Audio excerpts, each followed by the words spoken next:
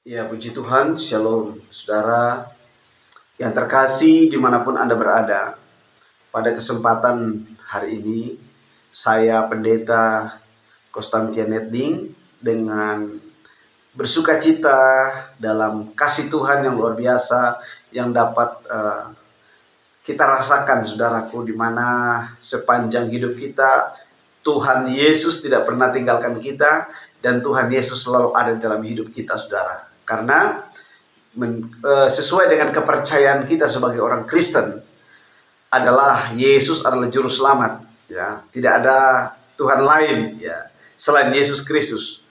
Karena Yesus Kristus itu sumber keselamatan, Sang Putra Tunggal Allah itu yang olehnya kita diselamatkan, saudara. Sehingga pada kesempatan ini saya rindu membagikan kebenaran firman Tuhan yang menurut saya itu sangat luar biasa, karena setiap kebenaran firman Tuhan yang ada di dalam Alkitab itu adalah kebenaran yang sejati. Dan saya percaya bahwa firman Tuhan itu adalah sebuah kebutuhan bagi orang yang rindu, haus, dan lapar akan hadirat Tuhan. Nah, saudara, dalam kesempatan ini saya rindu berbagi kebenaran firman Tuhan yang terdapat dalam kitab Roma pasal yang pertama, ayatnya yang ke-16. Nah, saudara, ketika beberapa pengkhotbah itu mendengar tentang ayat ini, Roma pasal 1 ayatnya yang ke-16 dan 17, itu sudah mulai berpikir bahwa, oh, ini adalah sebuah kebenaran yang mungkin seringkali sudah disampaikan oleh para hamba-hamba Tuhan, pelayan-pelayan Tuhan yang dimanapun, bahkan di belahan dunia ini, di Indonesia. Nah, saudaraku, banyak hamba Tuhan di media sudah menyampaikan firman Allah, bahkan berkhotbah-khotbah tanpa media pun, saudaraku, sudah menyampaikan tentang firman Tuhan ini. Dan hari ini saya ingin berbagi lewat media ini, lewat channel YouTube saya, tentang firman Tuhan yang sangat luar biasa. Mari kita perhatikan, saudara, Roma pasal 1 ayatnya yang ke-16 dan 17 saya akan baca bagi kita. Perikopnya berkata seperti ini. Injil itu kekuatan Allah. Sebab aku mempunyai keyakinan yang kokoh dalam Injil, karena Injil adalah kekuatan Allah yang menyelamatkan setiap orang percaya, pertama-tama orang Yahudi, tetapi juga orang Yunani. Sebab di dalamnya nyata kebenaran Allah yang bertolak dari iman dan memimpin kepada iman, seperti ada tertulis, orang benar akan hidup oleh iman. Nah, saudara yang diberkati oleh Tuhan kita Yesus Kristus, ada begitu banyak, ya, pengajaran-pengajaran yang beredar di dunia ini, saudaraku, sehingga memunculkan beberapa asumsi dan pemahaman-pemahaman tentang Injil, tentang kebenaran, tentang firman Tuhan. Nah, kita perlu ketahui bahwa, saudara, Injil itu kata Alkitab, ya, kata firman Tuhan. Injil itu kita garis bawahi, Injil itu adalah kekuatan Allah. Injil itu memiliki power, ya, memiliki sebuah spirit. Nah, karena oleh Injil itulah orang bisa diselamatkan, saudara. Apa itu Injil, saudara? Injil itu adalah sebuah berita kabar baik. Sebuah berita kabar baik, sebuah hal yang istimewa. Nah, Injil itu, saudara, sehingga dikatakan oleh seorang penulis, yaitu Rasul Paulus, mengatakan dalam kitab Roma ini, Injil itu adalah kekuatan Allah. Mengapa Paulus mengatakan demikian? Karena Paulus sudah merasakan kekuatan Injil itu mempengaruhi hidupnya, membuat dia bertobat, membuat dia berubah, meninggalkan kejahatan-kejahatan yang ada di dalam hidupnya. Bahkan dia katakan bahwa dulu sebelum dia percaya kepada Tuhan, dia adalah orang yang paling bodoh di dunia dan bahkan orang sombong, orang jahat, saudara. Tapi ketika dia berbalik dan mengenal Tuhan, Tuhan menangkap dia dan percaya, saudaraku, dia betul-betul menyerahkan diri kepada Tuhan dan percaya, bertobat, dan dia melayani Tuhan sungguh-sungguh di hadapan Tuhan. Bahkan nyawanya pun dia mau korbankan untuk memberitakan firman Allah, bahkan menentang orang-orang yang tidak selaras dengan firman Tuhan, yang menyepelekan kebenaran firman Tuhan. Nah, saudara, dikatakan bahwa sebab aku mempunyai keyakinan yang kokoh. Ini adalah perkataan Paulus, saudaraku, dalam Injil, karena Injil adalah kekuatan Allah. Jadi, saudara, ketika kita membawa hidup kepada Tuhan, kita kita jangan sampai meragukan Injil. Injil itu kekuatan Allah. Injil itu perkataan Tuhan. Tuhan menyampaikan perkataan-perkataannya lewat firman Allah yang sudah dituliskan dalam perjanjian lama, perjanjian baru. Kita menerima semua kebenaran itu. Sehingga saudara, disayangkan kalau bagi orang-orang Kristen jika tidak hidup dalam firman Allah adalah menjadi orang Kristen yang sangat sia-sia dalam hidupnya. Orang Kristen yang celaka. Karena kenapa? Karena tidak hidup dalam kebenaran firman Tuhan. Saudaraku, Paulus sudah dengan jelas mengatakan bahwa firman Tuhan itu atau Injil itu adalah kekuatan Allah. Dan Paulus punya keyakinan yang kokoh, saudara. Keyakinan yang kokoh, iman yang kuat, dan dia tidak mau bergeser dari Injil kebenaran itu. Dia katakan sekali percaya tak percaya, saudara. Tidak boleh kembali kepada dunia yang lama, dosa yang lama. Nah, ada banyak juga para pelayan-pelayan Tuhan di gereja-gereja itu mereka mengatakan bahwa saya percaya Tuhan, saya bertobat, saya terima Yesus, saudara. Tapi pada hakikatnya banyak pelayan-pelayan Tuhan yang tinggalkan Tuhan, tinggalkan pelayanan. Ketika ada masalah, ketika ada persoalan, tinggalkan pelayanan, ya, melarikan diri dari pelayanan, bahkan kembali kepada dunia yang lama. Yang dulunya dia seorang pemabuk, dia seorang penjahat, dia seorang pembunuh, bahkan dia seorang pezina, dia suka selingkuh. Tapi ketika dia bertobat terima Tuhan, dia melayani Tuhan. Tapi karena dengan kondisi situasi yang mengikat hidupnya, artinya saya boleh katakan bahwa itu pertobatan yang pura-pura, saudara. Banyak pendeta-pendeta masih merokok, masih minum, masih suka selingkuh.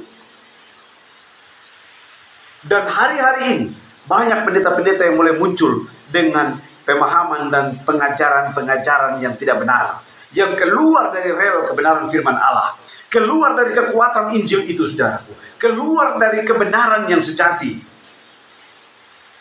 Nah, banyak saudara pendeta-pendeta demikian, bahkan sudah punya gelar doktor, profesor, tapi mereka masih menyelewengkan kebenaran firman Tuhan yang sesungguhnya.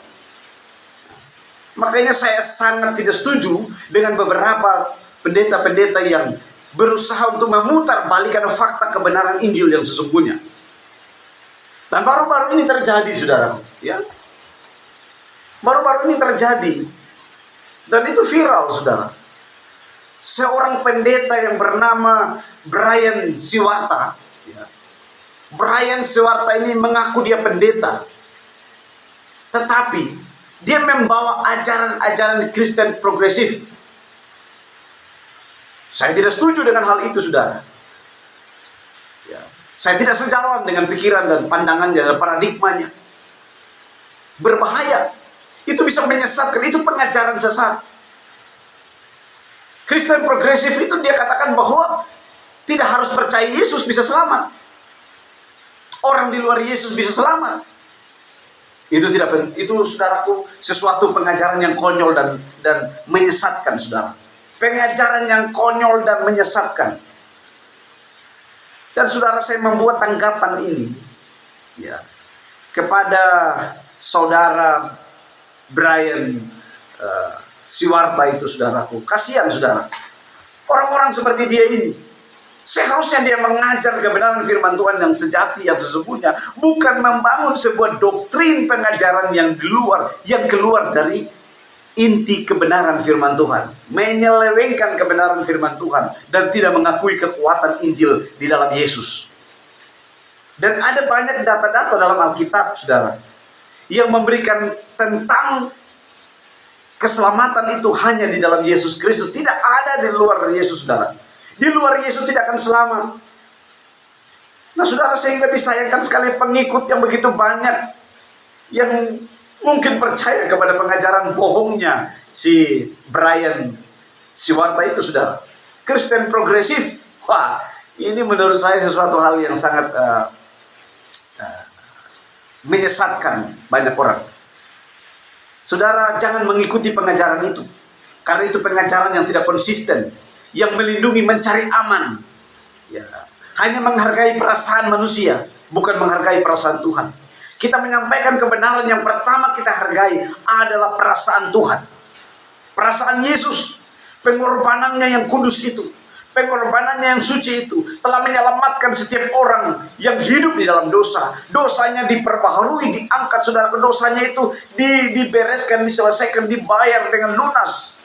Hidupnya diperbaharui. Ya. Dosanya dihapuskan. Dan mari saudara, semua orang yang ada di dunia ini yang mengikuti Yesus, jangan hanya dengar omongan-omongan kosong daripada para pendeta-pendeta yang tidak sesuai dengan kebenaran firman Allah. Ini membawa label pendeta. Dan ini pengajaran sesat, ini fakta, ini sebuah pengajaran sesat yang menyesatkan banyak orang. Tidak ada keselamatan di luar Yesus. Keselamatan itu hanya ada di dalam Yesus. Nah saudara, saya tunjukkan satu ayat di dalam Kisah Para Rasul 4, ayatnya yang ke-12 saudara. Kisah Para Rasul 4 ayatnya yang ke-12 saudara. Saya akan bacakan bagi kita. Firman Tuhan berkata begini, perhatikan. Dan keselamatan tidak ada di dalam siapapun juga selain dalam Dia. Siapa Dia itu? Nah, kalau dalam terjemahan bahasa Indonesia masa kini, itu kata Dia itu adalah keselamatan itu hanya ada di dalam Yesus Kristus. Kata Dia itu diganti dengan Yesus Kristus. Ya, diganti dengan Yesus. Berarti saudara, firman Tuhan berkata, dan keselamatan tidak ada di dalam siapapun juga selain di dalam Dia. Sebab di bawah kolong langit ini tidak ada nama lain yang diberikan kepada manusia yang olehnya kita dapat diselamatkan. Ini sebuah kebenaran dalam Kisah Para Rasul. Level Rasul pun mengatakan bahwa keselamatan itu hanya ada dalam Yesus. Bukan Rasul cari aman, bukan Rasul cari kesenangan-kesenangan sendiri. Ini sesuatu hal yang sangat keliru saudara. Sehingga di dalam hal ini di channel saya mengambil satu keputusan untuk membuat tanggapan ini sangat meresahkan saudara, sangat meresahkan. Hal-hal seperti ini perlu dibantah, hal-hal seperti ini perlu diluruskan supaya banyak orang di luar sana itu mereka bisa hidup dalam sebuah kebenaran yang sesungguhnya. Banyak orang di luar sana itu mereka bisa melakukan firman Allah yang sesungguhnya saudara. Jangan sampai kita sesat. Ya. Alkitab berkata bahwa dalam kitab Galatia, jangan sesat. Allah tidak membiarkan dirinya dipermainkan. Tidak boleh sesat saudara. Dan barang siapa mempermainkan Allah, Tuhan akan membuat perhitungan kepada dia. Dan memang nabi palsu, pengajar-pengajar sesat itu akan masuk neraka. Jadi hati-hati. Ya, saya mengingatkan sebagai teman pelayan kepada saudara Brian Siwarta untuk hati-hati dalam pengajaran saudara.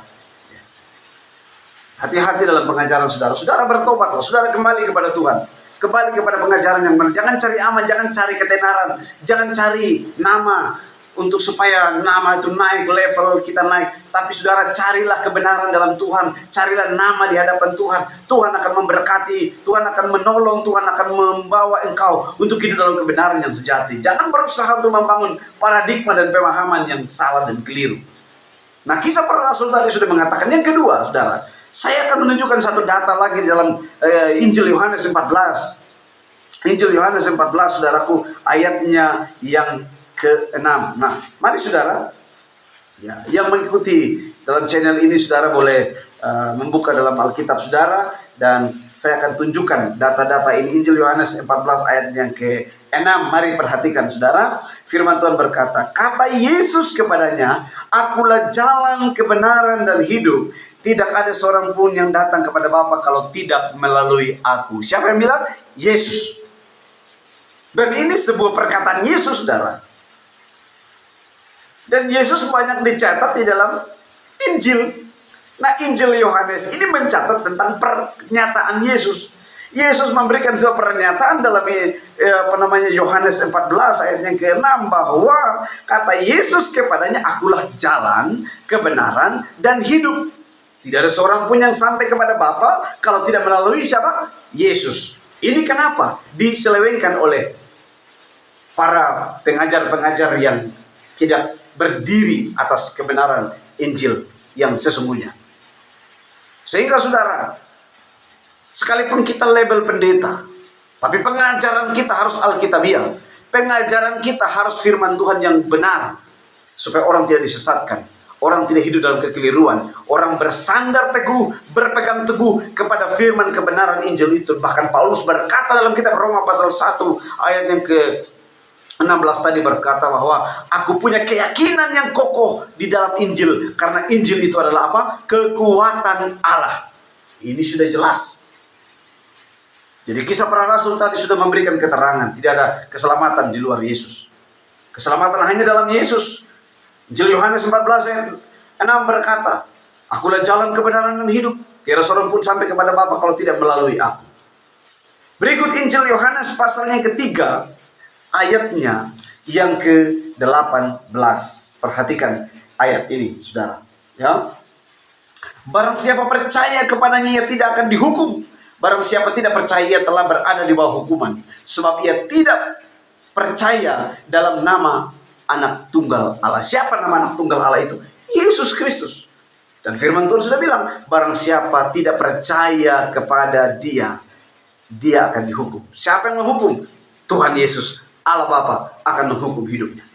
Sekalipun pendeta, sekalipun dia dokter, master teologi dan lain sebagainya, kalau tidak hidup dalam kebenaran firman Tuhan, dia akan dihukum oleh Tuhan. Dia akan binasa, akan mati, akan masuk neraka. Jadi hati-hati dengan pengajaran saudara.